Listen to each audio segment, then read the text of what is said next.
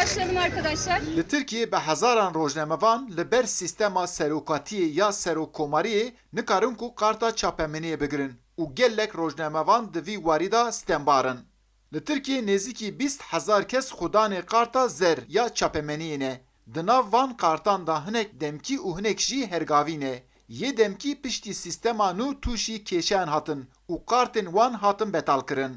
Sendika Rojnamevanên Tirkiye TGS li pêşiya serokatiya ragihandinê ya serokkomariyê çalakiyek li darxist û daxuyaneka çapemeniyê da. Seroka TGS'yê Esra Koçak di daxuyaniyê da ragihand ku serokatiya ragihandinê piştî çalakiya wan paşta gav avêtiye.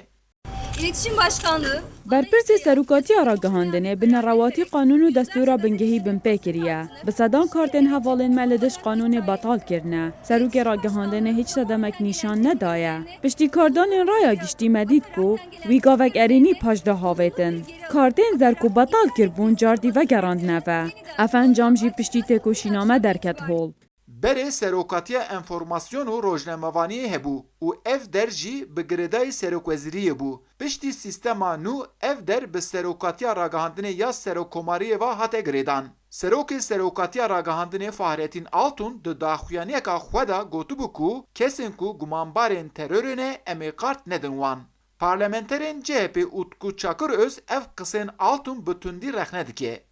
Bu sürecin yani değerlendirme sürecinin siyasi olarak Em dibînin desthilat her tiştekê bixwaze ji bo berjewendiya xwe bikartîne. Ana siyaset jî li ser rojnamevaniyê tê tepêkînan. Eva rastarast bi pêkirina mafên rojnamevan ye. Ew dixwazin pêşiya li karê rojnamegeriyê bigirin. Lê ev tiştekî hiqûqî nîne. Ew karte bi xwe mafê wan yekfirûştiya û heqê wan e. Bi vê dixwazin rojnamevanan bêdeng bin û sensor li ser wan hebe.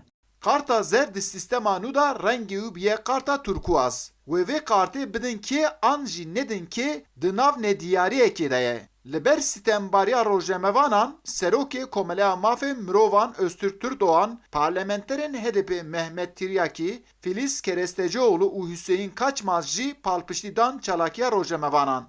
Desthilatdariya AKP daxwaziya we ew e ku çapemeniyê hemîçkê bixibin bandora xwe de. Herkes rêza we bixebitit.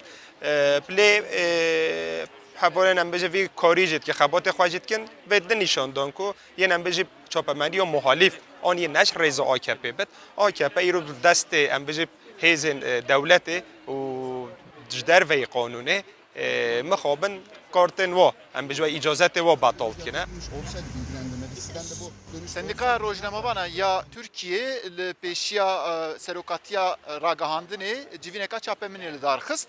Di vê civînê da ragihandin ku heta ku em mafê xwe bigirin em ê çalakiya xwe jî berdewam bikin. Eyüp Demir, Dengê Amerîka, Ankara.